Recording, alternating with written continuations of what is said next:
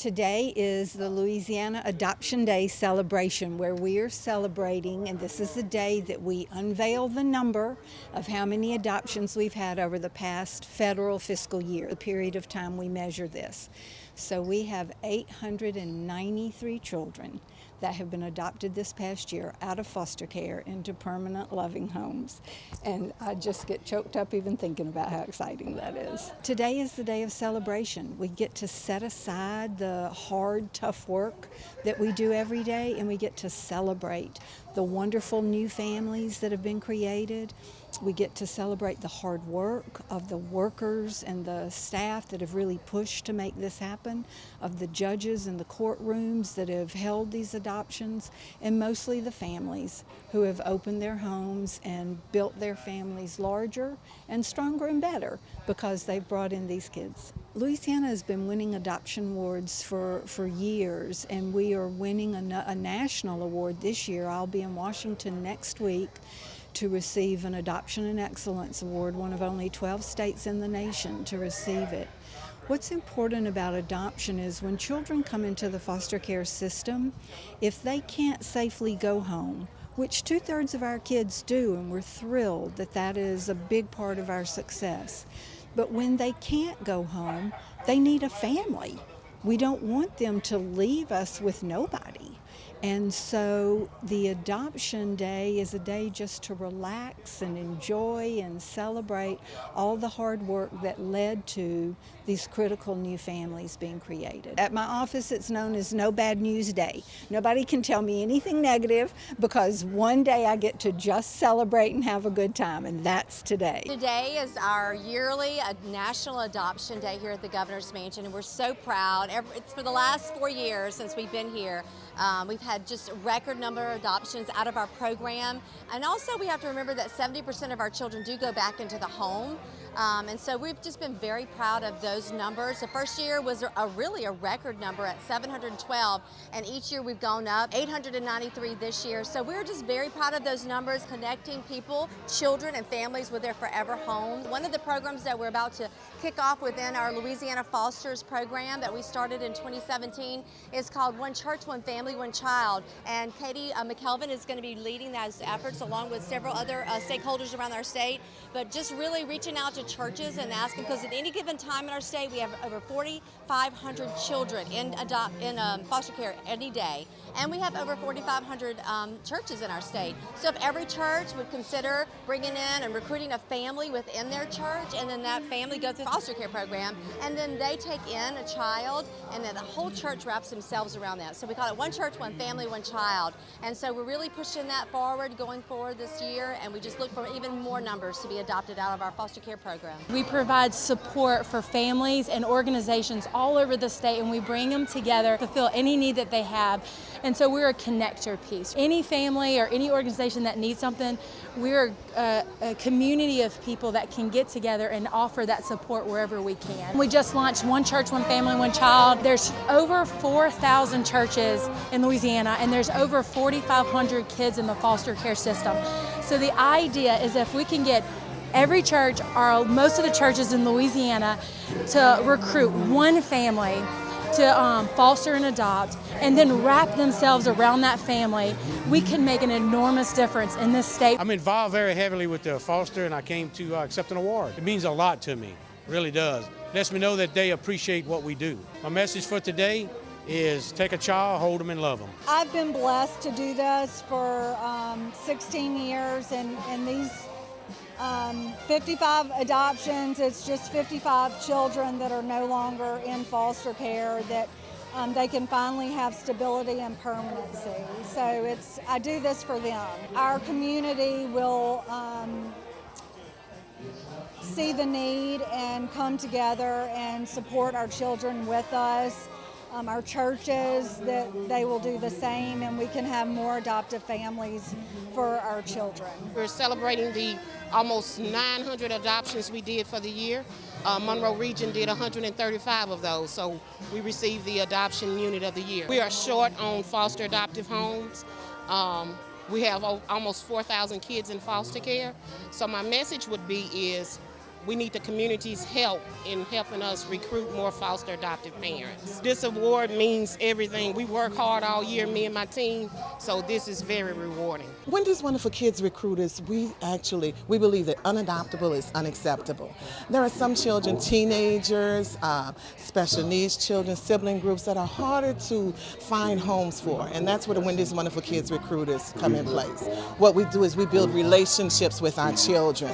When a child is assigned to us, we spend time getting to know that child, getting to know their family. There may be some cousins, there may be an uncle, there may be a family member who doesn't know that that child is still available for adoption. And we go out and we try to find that person, or a foster parent, maybe a high school teacher, maybe a coach. We're actually trying to connect children with connections that are already there and make those dreams come true. Everybody can give something to a child. You never know what's going on. A child and that child's family. I think we all just need to be supportive and loving to one another and just reach out and give. I absolutely love this time of year. As our secretary says, there's nothing that can go wrong on National Adoption Day because this is the best time of the year when we only get to celebrate bringing families together, helping children find their forever families, their forever homes. And it's just such an awesome, we're called, I said it's phenomenal to have the recruiters as part of the adoption team, as part of the state of Louisiana, all of us working together to find homes for our children. And anytime we can celebrate that, it's just a beautiful occasion. All the children who were adopted during that time period are invited to come. We just celebrate them. We have all kinds of activities for them. I'd like to thank all of the parents, the adoptive parents who have reached out and have found it in their hearts to bring these children into their home and into their families. And I think that that is just awesome. We could not do enough or thank them enough for that. We are so pleased to have the Leroy Bureau ensemble with us again this year. I'm Marquita Garner-Walters. I'm the Secretary of DCFS, and today is officially No Bad News Day at DCFS. You all know how tough this work is, and you know how hard this journey can be because you've lived it. And so we take this one day just to recognize people that have worked, to celebrate your new families, and to not have any bad news. So I invite you to adopt that philosophy with me today, and let's just have fun. We have got a busy agenda, and you will see on your order, your little program, the name Dr. Brenda Hodnett. Dr. Hodnett is the Assistant Secretary of DCFS, and she's over the child welfare system. And she has laryngitis, and she can't even squeak out a word. And so I'm going to stand in for her. We're going to start this day with a celebration of our flag. And we have the Boy Scout troop of 472 from Baton Rouge here to help us with that. And come on up, guys. And Tara, is Tara here? I have Greg, Bruce, and Luke. Do I have Ty? Okay. They got the flu. That's bad news. Can't talk about that. Okay, but we have, this is Connor. Connor is one of our honorary members today in this brand new adoption society. You guys gonna read? Our adoption and home development unit works all year round trying to find you, adoptive parents, people that want to adopt, foster parents that want to be part of growing their own families and making their families bigger and stronger. It is so fitting and appropriate to me that Adoption Month is November because it's Thanksgiving. And I'm prejudiced about Thanksgiving. It's my favorite holiday of the year.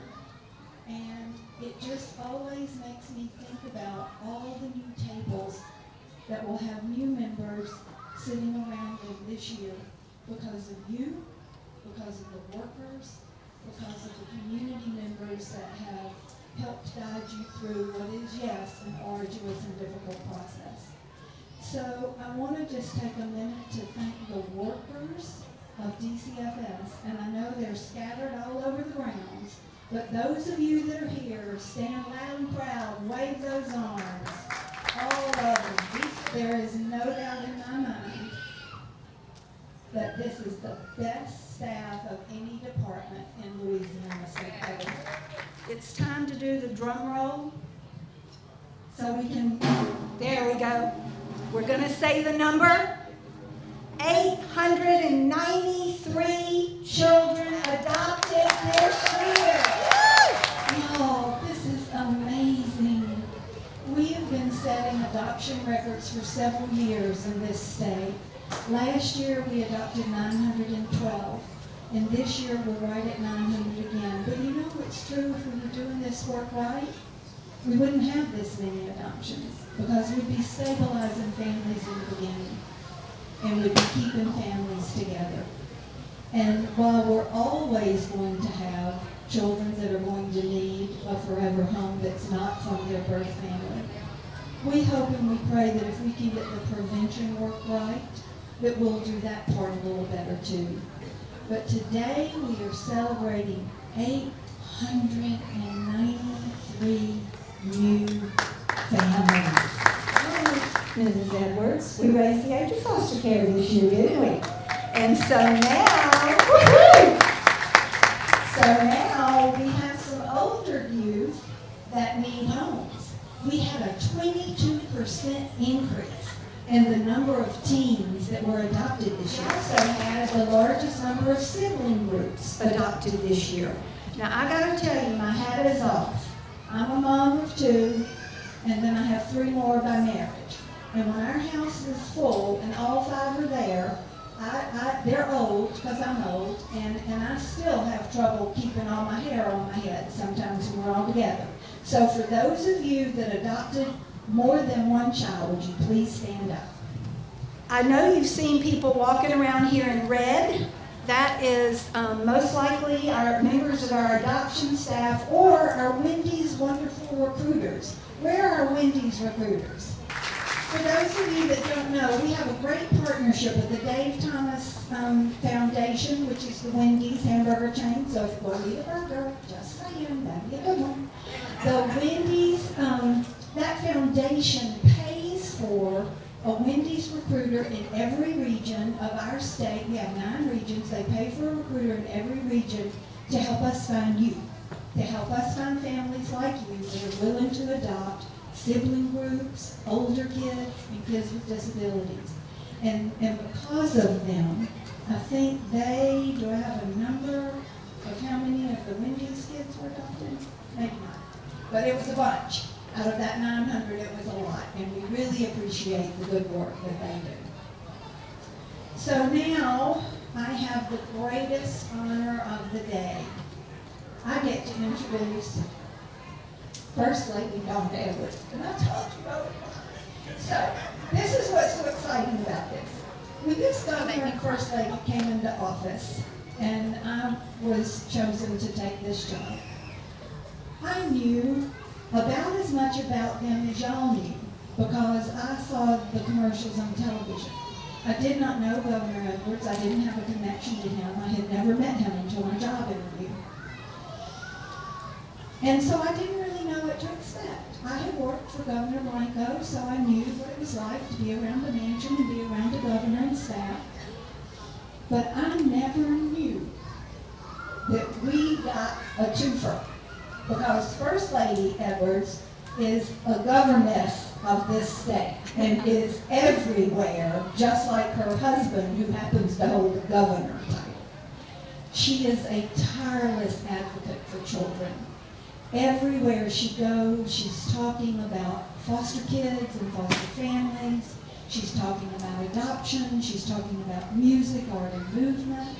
She's talking about the families that need to be strengthened and supported. And we could not have a better advocate, a better spokesperson who works tirelessly. Her calendar makes me weak in the knees. I don't know how on earth she keeps up the pace that she keeps, because she is all over this great state, and she is just a really bright, shining light for us. I hear the children laughing. And as I sat there a while ago and I heard them laughing and joking and and cut it up. Some of them were crying. I thought, wow, it's nothing like the sound of children. It's nothing like the sound of a house full of children. And to those of you in this audience and those of you who are listening, I and the governor want to personally thank you from the bottom of our heart for what you have done to step up, reached out, and grab one of these children, these foster children, our state's children, Louisiana children, our children. I want to thank you for being their families. We pray for you every day. It is an honor to have you here at the Governor's Mansion. And since John Bell was elected governor, we have worked especially hard to improve the outcomes for children in the foster care program and to find permanent homes, loving homes for those who cannot return to their birth families. And we have made tremendous progress, and we will continue to make tremendous progress, but it wouldn't be possible without all of you here today. And let me take a moment to share with you what we've accomplished by working together. One of the first steps we took to establish was Louisiana Fosters. Louisiana Fosters, if you don't know, is a statewide resource. Started off with a website, the Connecting, to link government, nonprofit, businesses, faith organizations, to build a supportive network for all of you here today. To build a network for our children, our foster children, for our foster parents, for their birth parents, for the caregivers, grandparents, raising the children, the grandchildren. It's done in partnership with DCFS and led by Marquita Walters. And the goal of the foster care is to strengthen the families because about 2/3 of the foster children do return to their birth families or relatives. But when it's not possible, DCFS works to find them a loving, forever, permanent home. Louisiana has achieved, as you heard, a record number of adoptions over the past 3 years, and I've said this every year. I remember in 2016 when we had the flood, August 2016, and my husband's calendar went A-line. We had to focus on the flood and the people. There was one meeting that John Bell kept, and Marquita talks about this all the time. The one meeting he kept was with Wendy's Wonderful Kids, the program, because he knew that the resources, the Department of Children and Family Services, had been cut so bad, we needed all the help we could get brought into our state to help us build back this program. So because of our investment through the department already, because of him keeping that commitment in that meeting, 5 states were going to be chosen, and we were one of those 5 states. And so now we've been able to be successful in so many ways. And I remember at the end of that year, he came and he said, look, we have an all-time all-time high number of children being adopted out of the foster care program, and it probably won't ever happen again. And he said 735 children by 532 families. And I thought, wow, that's great. But he don't know me too well. I'm a praying woman, and I'm a working woman. And we did. We worked hard. We started Louisiana Fosters, and we started talking about this around the state everywhere we went, about everybody getting involved in this program. In 2017, we had 771 foster children adopted by 548 families. 2018 was our highest ever, 912 children adopted by 631 families. And now this year, 893. We are making enormous and tremendous strides in our foster care program. And let me tell you, it's getting national attention. And we are moving, and we're going to continue moving to make this better. This goes to the heart of Louisiana's foster motto, which is everybody can do something. John would always say, foster children are our children, and they belong to all of us, you, me, and the rest of the people of this state who are not here today. And I can tell you that those words are not empty words. The expansion of foster care from 18 to 21, y'all, that is huge. That is huge for the children in our state. I have my husband and I have a 17-year-old son. I can't imagine giving him his folder at the age of 18 in December when he would turn 18 and say, good luck in life. And that's what we were doing to the children of our state until we passed bipartisan legislation to raise the age from 18 to 21, and that is huge. Also, former foster youth serving as interns to the Louisiana Institute for Children and Families testified in the Senate Select Committee on Women and Children. And that is huge, to have these young people intern at the Capitol and come and talk for themselves and how they were pros and cons about the foster care program. There's nothing like the voice of a young person who has been in foster care to represent themselves and the whole 4,500 children who are in foster care on a daily basis around our state. And so we want to thank you and the governor for also implementing this powerful program. I want to thank some other people that worked with the foster care program and with our Louisiana First Foundation, the Annie E. Casey Foundation, as well as nonprofit partners, the Youth Villages, and Dave Thomas Foundation for Adoption, like I mentioned earlier. These are huge for investments in our system because we have limited funds and we are building that program, but we need all the help we can get. One of the other things I want to say is the work that Marquita does around the state. And I want to talk about our caseworkers. Do we have any caseworkers here today? Yes? Yes, let's give them a round of applause. As a former teacher, I know as a teacher in the classroom with limited funds, most of the time I would pull out of my own pockets to help fund and work with kids in my classroom who may not have the needs and the supplies that they need. These caseworkers are doing the same thing in their communities. And so I just want you to make sure that you say thank you to the caseworkers. It is hard work. And much like a teacher, the pay is not equal to the work, and so we're just grateful and thankful for them and the investment they have in our children. And any given day in this state, 4,500 kids in foster care. There's over 4,000 churches. If every church would recruit one family within their church, and then that one family goes through the process of becoming a foster care, like many of you here today, and then that church wrap themselves around the family and that child, we can make more and more strides in our state. And that has been ignited. I brought on Ms. Katie McKelvin here, who's going to be working around the state in partnership with a lot of other people working in. This is not something that's been, not a reinventing the wheel program. We've got churches already doing it around our state. And there are even churches that say, well, hey, I've got some people in my congregation that have adopted. I know of them. I said, then you need to wrap your arms around it because we've got retired teachers in your congregation that can help with tutoring. These kids would enjoy after-school activities, a dress, a new suit for Sunday, a prom. So whatever we can do to help you, partner with us. You're there. You're on the lines. You're working in the trenches with a lot of these situations, and we just want to thank you.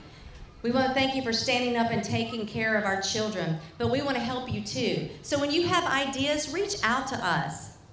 Reach out to us and share your ideas so we can help more and more people and more children find forever homes. God bless each and every one of you for what you do each and every day. Thank you. We are recognizing our First Lady as our Advocate of the Year. Thank you. How sweet.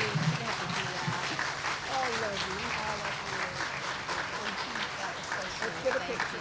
Thank you. We want to recognize some people. We're going to do, our first award is the Community Partner of the Year, who is, y'all listen to this. This is Master Sergeant William Pitts. Will you come up and join us? He is from Barksdale Air Force Base in Shreveport. And this is what these guys do. For the past 20 years, our Air Force men have been Santas in Blue. And they hold an annual Christmas party for kids in the foster care system and have a Santa come and visit with them.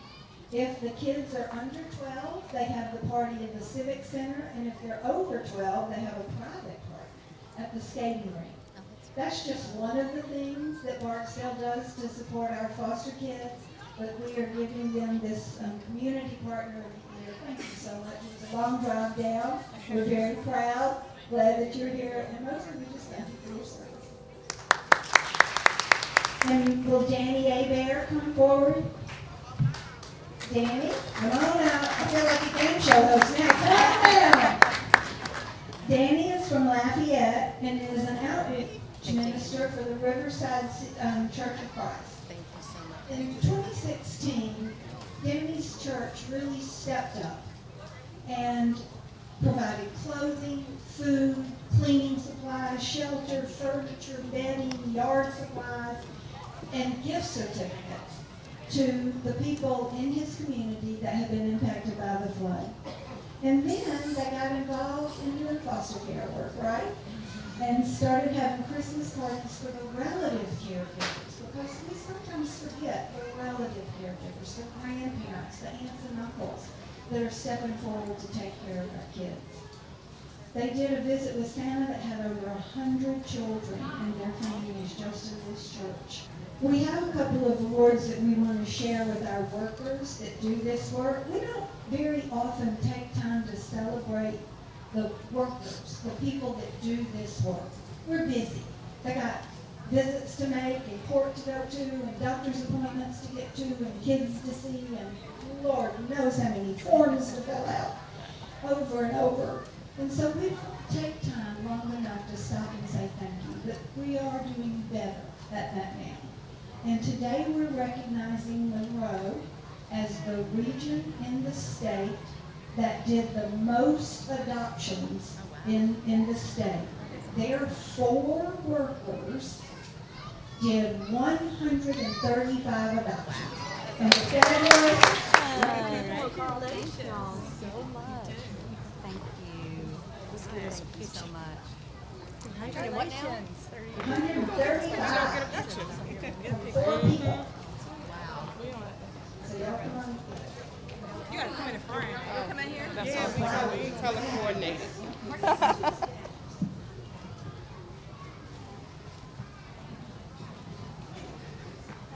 And the worker of the year is from Covington region, and this is Lori Troyer from Covington. Come on up, Lori. Lori finalized 55 adoptions, more than any other worker in the state. Lori, thank you. So one of the things, you know, state government partners with federal government, and the federal government pays for much of the things that happen in the foster care system. And they have restrictions that go with that money and rules that we are supposed to follow. And this award is a brand new award. And they're taking a picture. That we're presenting this award in recognition of their hard work to help kids get to permanency, which is getting home or getting an adoption, in an average of 22 months, which beats all federal guidelines. So we are very proud of it. Say thank you again. You know, the closing lyrics of my favorite song, It's a Wonderful World, say that I hear the babies cry, and that I know that they'll learn much more than I'll ever know. And I think to myself, what a wonderful world. Thank you for being here. Enjoy the rest of the day. I'm just overwhelmed. I get emotional. It's an exciting day to just be able to play with the kids, see the new families, take pictures, have face painting, and all the fun things that we have here at the mansion.